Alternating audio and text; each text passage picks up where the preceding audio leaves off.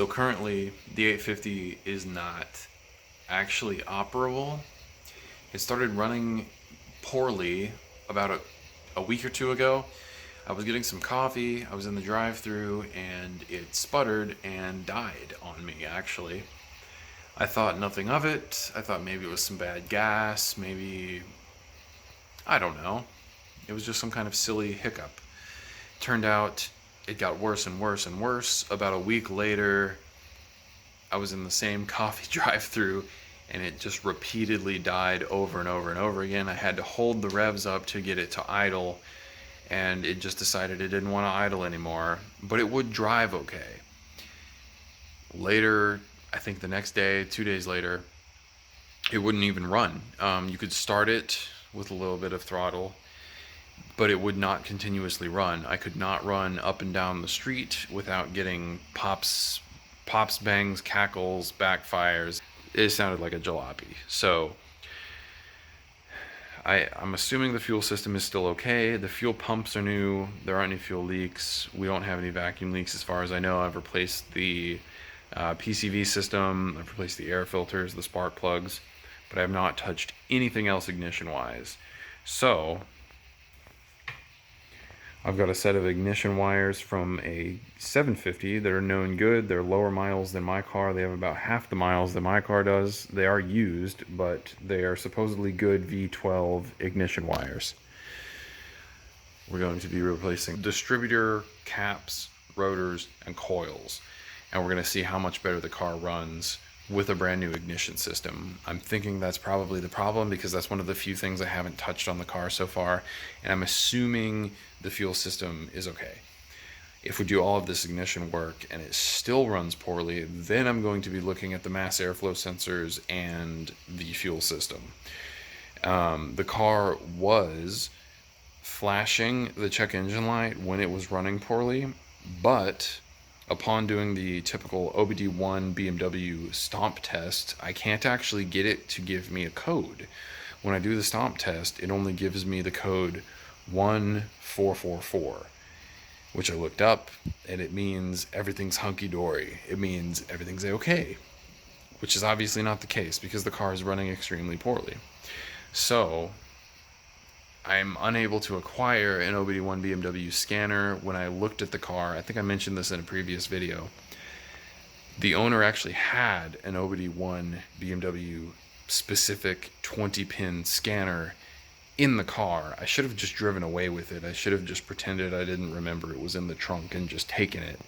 But it belonged to a friend of his, so I gave it back to him and we took off. I've since contacted said friend to see if I can purchase said scanner. He told me he would only sell it to an enthusiast, so I told him I work at a performance European shop. I work on Audi R8s all the time, RS6s, RS5s, RS7s, you name it, M5s, M3s, M6s.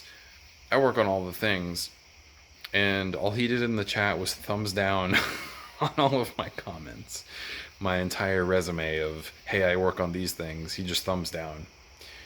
But then I told him I have a mechanical engineering degree, and he seemed to come around a little bit. So, yeah, the scanner is in the wind at this point, and the car won't tell me what's wrong. So we're just going to do ignition and hope everything's fine. So all of the new ignition stuff is finally here. Like I said, we're going with used wires. These are Bremmy OEM spark plug wires off of a 750. They came with caps, but I went ahead and got new caps. So we got Bremmy caps, Bremmy rotors, and then FCP did not have Bremmy coils, so we went with the Bosch coils. So we'll get this stuff all thrown onto the car and see how she runs. So I'm taking some measurements to see what the resistances are on the old parts versus the new parts. On the rotors, this is the one that was in the car. There's no brand on it. This is the Bremmy. Looks quite a bit different. The Bremmy, I mean, they both say 1K on the bottom. Well, actually, this one doesn't say anything. The Bremmy says 1K. This one ohms out to about 1.25, and this one was about 1.15. Not a huge difference.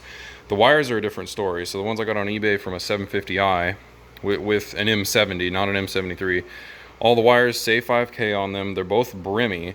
The part numbers are different by one number.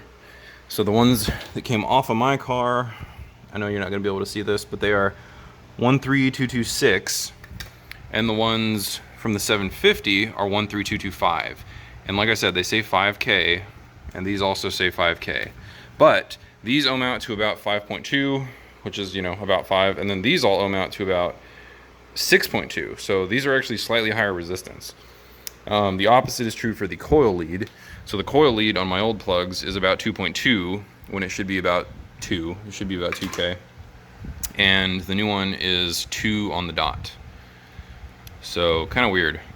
So I'm not sure if that one extra 1,000 ohms is going to make that big of a difference to this thing. I think the biggest difference hopefully is going to be that we're going to a legit German-made cap and rotor, because the old cap was no brand and the old rotor was no brand. So I guess they were just cheap knockoff parts. The wires at least were legit, but the coil lead on the driver's side here, because I had a power steering leak for a long time that took me a while to get figured out, the coil lead on this car has been soaked in oil for God knows how long. Who knows how long the power steering was leaking before I got the car. So I think there's a good chance that that rubber has deteriorated to a point where the coil is not getting full oomph to the distributor. So we're replacing a lot of stuff here. Hopefully it goes well. One thing I am worried about, I'll show you. What am I looking for? So this is the new rotor from FCP, and then the used 750i leads. If you look at this coil lead, there is a chunk taken out of that lead. So I'm afraid I might have to go ahead and just get brand new wires, because also, well, this is the other set from the 750. It had a chunk taken out somewhere as well. I don't remember where it was. Maybe it wasn't the coil lead. Was it? But I did see one wire that was damaged somewhere on this thing. Otherwise, they look good. Like, I looked them up and down. You know, they have these little, like, hard plastic protectors all along the wires to keep them from melting on anything or getting clipped by anything. But in spite of that, there we go. So we have one spark plug wire that looks like a mouse chewed on it. That's probably exactly what that is. It looks like a mouse chewing on it. So that doesn't give me a lot of confidence in these wires now that I've found that, but we're gonna go ahead and just throw them in there. I need to check these resistances on this set, and then on the passenger side of my old set, just for curiosity, see what they're all at. But it's looking like I'm gonna end up buying brand new wires. You can really tell that the old cap and rotor were cheap because they had Phillips hardware, both of them, which is a pain in the ass to, you know, get a Phillips screwdriver down in that tight little space. You know, and the fact that there's no branding on them. New stuff. New rotor came with brand new Allen drive hardware. And the new cap has 10 mil hex heads. Okay, new wires, cap, and rotor are all installed. We're moving on to the coils. You can see this is actually an original BMW coil. So that's a good sign to me. That makes me think that this is probably from 1991, and that could actually be this could actually be what's failing. We could just be getting weak spark on one side of the engine. I have not checked the other side yet. I don't know what brand it is, but yeah, we're gonna go ahead and replace these and move on to the passenger side. So long story short, all of the new ignition stuff is put back into the car, and we still have a check engine light. It's still running exactly the same. So I did a little bit more research and discovered that 850s and 750s, because they have two DMEs, have a different stomp code procedure to get your check engine lights on the dash. So you stomp 5 times, like in a normal OBD1 BMW, to get DME 1 codes, and then you stomp 6 times to get DME 2 codes. I didn't know that. I was getting no codes on DME 1 because there aren't any issues with bank 1. Or sorry, this is bank 1 over here. But I did have a mass airflow code for bank 2, which is the driver's side. Oddly though, the runners cross over on this engine, so this is actually bank 2 mass airflow sensor, even though this side of the engine is bank 1, because the runners go across over to the other side of the engine, to the other head. The injectors don't, however. So what I discovered was I could switch the mass airflow sensors, and the code remained on this side of the engine. So I have a fuel pressure problem on that side, on bank 2, I'm pretty sure. And you can run around while the engine's running, and you can unplug every single one of the injectors on bank 2, and there's no difference in how the car runs.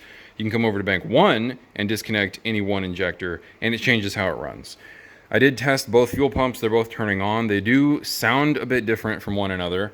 I have not checked the relays yet, and I have not checked fuel pressure. But I was doing a little bit more research, and I found out that there are 3 temperature senders on the back of the engine on a little coolant crossover pipe. And if one of them goes bad, it will actually change how your fueling is happening on one bank, because it'll think that that bank is colder than that bank, so it'll either increase or decrease fuel, etc. So you can get a weird, lean or rich behavior with one of those sensors. But then I also heard that the canister purge valves, which are down here, can stop functioning. So I pulled the connectors, you can see them both right there underneath the coil wire. So I pulled the connectors off of each one of those, and I tested the top one, and it tested just fine, and the connector is super clean. But then I got down to the bottom one, and super corroded. You can't tell with this harsh light. There you go. You can see all that green corrosion in there. So I think this might actually be the issue. I'm going to clean this connector really quick, as best I can, and spray it out with some brake clean or some electrical parts cleaner, and see if that makes any difference at all. If that doesn't make a difference, I'm going to have to tap into the fuel inlets back here and see what kind of fuel pressure we're getting on each bank to make sure it's even. If it's not even, then we either have a clog, a bad fuel pump, a bad fuel filter, or perhaps a bad fuel pressure regulator. And the pumps are new and the filters are new, so I hope that's not it. I think it's pretty unlikely that that would be it, but we'll see what we get here. Okay, so on a brief startup, it seems like that purge valve didn't help running whatsoever, but before I started it, I went ahead and checked the crank position sensors, of which there are 2. There's one that plugs in right here and one that plugs in right there. This one shows no resistance. It doesn't give any reading at all, and the other one gives exactly what you want, 550 ohms. So I have a dead crank position sensor. So there you go. That has to be it, I would imagine.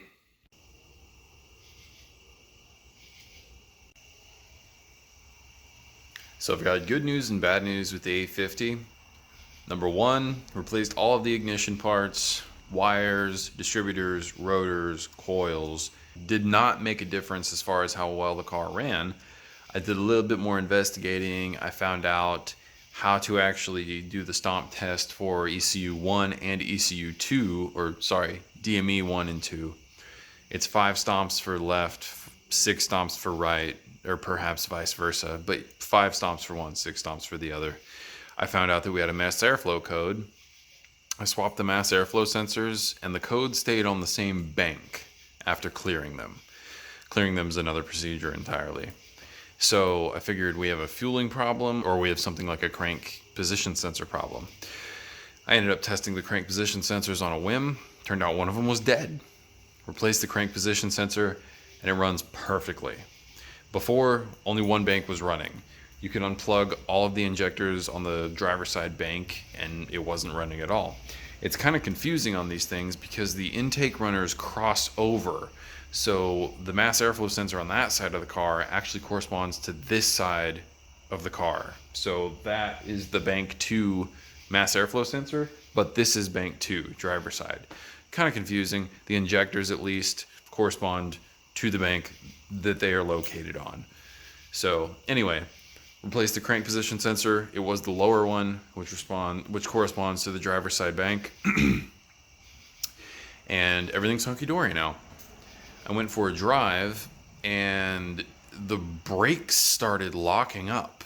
Not locking up. The brakes started applying themselves more and more and more as I drove the car, as the car heated up. I did a little bit of research on the 8 Series Facebook group, and it turns out this is a pretty common issue. What happens is the master cylinder heats up, and there's like a little Bakelite spacer on the back side of the master cylinder, and if it gets any kind of seepage of brake fluid on it, it ends up expanding and it ends up more prone to expanding with heat, and then it actually binds on the master cylinder push rod that's coming off of your brake pedal, and it causes your brakes to stick. So I drove over to my buddy's house and drove back, and by the time I got home, the brakes were basically smoking. You could smell them inside the car. They were squealing. The car felt like it had 100 horsepower because it was trying so hard to go anywhere with the brakes applied so firmly. The transmission was getting super hot. It was a bad time all around. But the good news is, it sounds like I can just remove the brake master cylinder, drill that spacer out so that it's bigger, so that it clears the piston, and put it back in. If that does not work, everybody says you should buy an E32 brake master cylinder because it's a little bit cheaper. It's actually a quarter the price of an E31 brake master cylinder, and it works perfectly fine. So we're going to take one of those avenues and see what we get. In other news, after I got it running, I was excited to take it for a test drive, obviously, so I went and I picked my buddy up, and we went for a drive, and I noticed that I only had about 30 or 40% throttle pedal. I looked down, and much to my dismay, I found that the two bushings that hold the little throttle linkage together inside of the car were completely eviscerated. They were on the floorboard, just in pieces. So it turns out there are two little, I guess they're like a soft plastic bushing that kind of hold this rod on the throttle, on the accelerator pedal, to the firewall, and they were both just completely gone. I will show you. All right, so we're gonna squeeze in here nice and tight like. So you can see on the left here, we have this little clip. Behind it is a little rubber bushing, and it goes into a C-shaped channel on this bracket that is bolted to the firewall. The same thing is happening over here on the passenger side. Now what you're seeing is bare metal down here because there's no bushing. This rubber thing right here is a bushing I grabbed out of my parts bin, and these are zip ties to hold the accelerator pedal in place so the car was drivable, just so I could get it home. And that's a bunch of aluminum shavings from the bracket. So what's supposed to happen is you push on the accelerator and this thing pivots on a couple of bushings. So what I ended up finding is I'm missing the metal clip for the right side, and both bushings are just eviscerated. So I found a company that sells Delrin bushings. I ordered them, and then I ordered 2 new clips. So by next week I should be able to cut these zip ties off and put the new bushings and clips in here and take care of the accelerator problem.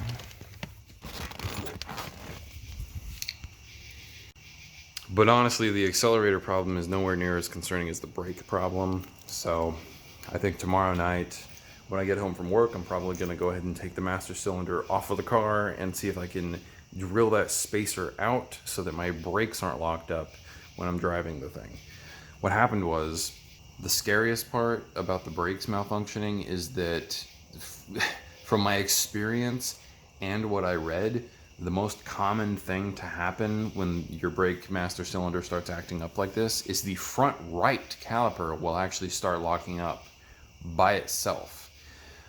And that's exactly what I experienced. When you're driving next to a wall, you can hear that rotor is scraping, or that the pads are being applied to that rotor and just scraping along as you're driving along. And it's, very detrimental to your acceleration when you're trying to get into an intersection, take a left turn out in front of a bunch of cars. But yeah, it happened on the highway. I was just driving along. I hadn't used the brakes since I entered the highway. The car felt really sluggish getting onto the highway, which was kind of odd. But as I was approaching my exit, the car started just shaking violently because the right side front caliper was just applying itself and just unsettling the whole car. And then I got onto the exit ramp and just kind of slightly started applying the brakes. And then the whole front end just started shaking like mad, which is what it used to do when the car had bad tires on it. And now I know part of the fact that the bearings, the steering box, and the tires on the front end were super hashed might have been because we had a bad brake master cylinder that was causing only the front right caliper to drag while you're driving the car around.